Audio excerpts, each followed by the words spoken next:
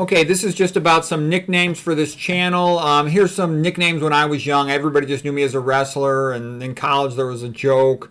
Med school, my nickname was, I get teased by my family. They call me Rain Man, my brother, when he wants to mock me for being nerdy and awkward compared to him. In married life, I'll explain you why my wife calls me Stanczyk.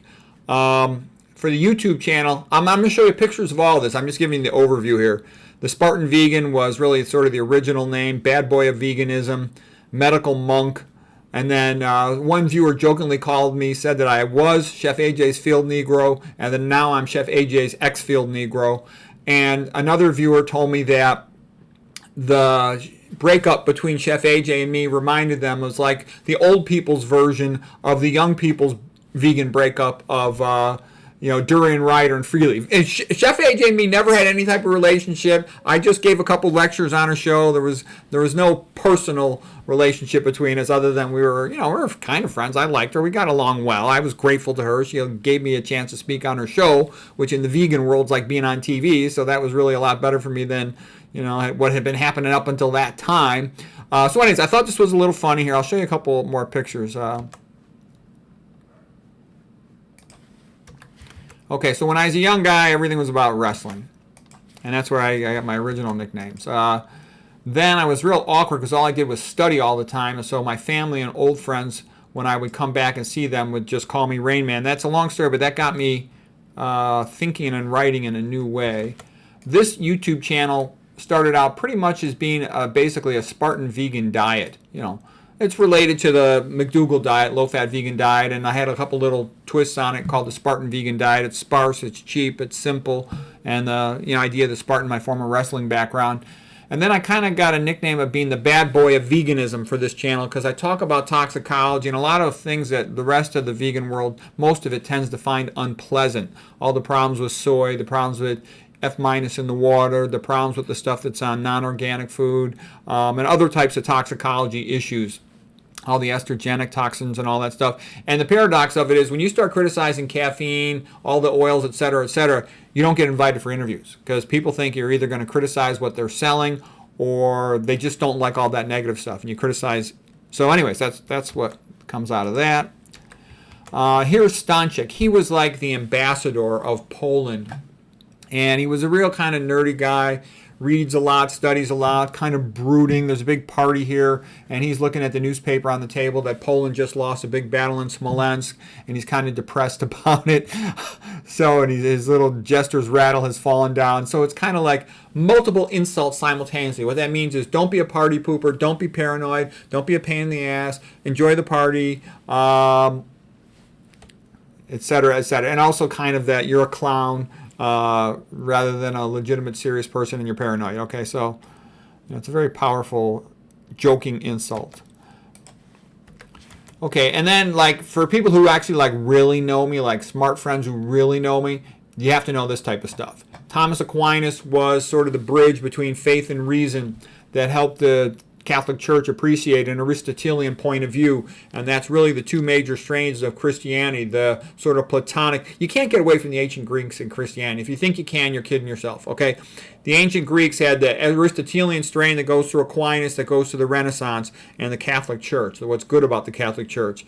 And the Protestant strain is more of a Plato to Augustine to Luther and the Protestant Church, okay? But the reason why I say I'm very much like Aquinas is the idea of faith and reason. They go together. It's obvious. Look at the smartest people that ever lived. Look at, Isaac Newton, for example. Okay, and then here's what's really happening.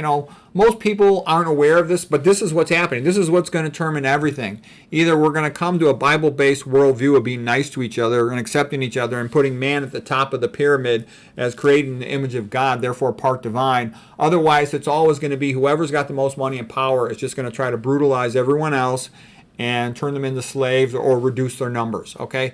It's obvious if you know history. If you only could study one thing in history, study Russia in the 1900s to understand what's going on, okay? And then of all the nicknames proposed so far for this channel, the one that actually is most accurate would be the medical monk. One of the viewers made this for me, sent this to me, and it's actually very accurate because I know the truth about healthcare. Healthcare, technology is kind of a joke. The public thinks technology is so good. When it comes to healthcare, technology is mostly a joke. Okay, what I mean by that is, like Dennis Burkett said, you could have a tiny little hospital that taught people a low-fat, low-sodium, starch-based vegan diet with no oil, and you would have magnificent health amongst your population. And then you could have the biggest, most giant, incredible hospital in terms of size and money put into it with all the bells and whistles and technology. And I got news for you. For a few patients with unusual conditions or emergency conditions, it'll be better. It'll certainly be a lot better. But for the overall health of the patients, it'll be a joke. And that's why artificial intelligence is a joke. Because it's just going to be written by the drug companies and it's going to tell everybody, prescribe more drugs. Of course that's what it's going to say. So anyways, and the reason for this is I know, like Dennis Burkett said, you cannot fix health until you go back to the diet of our ancestors, a plant-based diet that's high in fiber. And what I'm saying is you cannot fix healthcare, you cannot fix society until you go back to a Bible-based worldview that man is created in the image of God. Because look at a couple of parents, mother and father. The reason they're the best people in the world for the kid, even if there's complete ignoramuses in most ways, because they love that kid. The power of that love makes things better. Yeah, sure, they're going to need guidance for a bunch of different things, but the power of that love is extraordinary, and that's what makes it work. And we've removed that from society. We've removed community. We've removed religion, and we're just spiraling back into slavery and third world collapse, okay? And you have to have it. It just doesn't work. If you study history, it's rather obvious that you need that to unify a population. It's rather obvious that we're going to be faced with the same type of questions as, if I can grab this thing, oops, I'm trying to grab this thing. We're going to be faced with the same type of questions as Quo Vadis, like probably the fourth best novel ever written. First best is Christmas Carol, then Les Mis, then Brothers Karamazov, and then Quo Vadis, where St. Peter was sort of fleeing Rome, and he saw Jesus Christus walking towards Rome with a cross on his shoulder. He says, "Where are you going? Quo Vadis, Domine. Where are you going, Lord?" And the Lord said, "I'm going back to Rome because you have abandoned your people. I'm going to go be crucified again." He said, "Uh-oh, I know what I got to do. I got to go back." And there's Aquinas, holding the church and science and reason together. The best science comes from the Catholic Church. If you actually study it, and Christianity, you will see that is the case. I say that based on a lot of study of the subject. And here's what it comes down to. I love this song here called "I Will Serve the Lord" by Kennedy Anderson. It's a beautiful song. She's got a magnificent voice. Does a great job with that song. And then here's what it comes down to. We're either going to return to a Bible-based worldview where we tell the truth, where we value the individual, okay? Individual rights. Individuals are the smallest minority and the most important one. If you give individual rights, everybody's better off and well off, has an opportunity. Or we're going to head into this right here, which is what big money wants, which is going to reduce the population by 95%. So anyways, this was just sort of a fun little thing. I thought the first part was a little bit funny, and this is where things are at.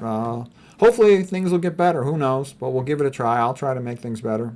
I'm going to do what I can to help the pros as long as I'm around.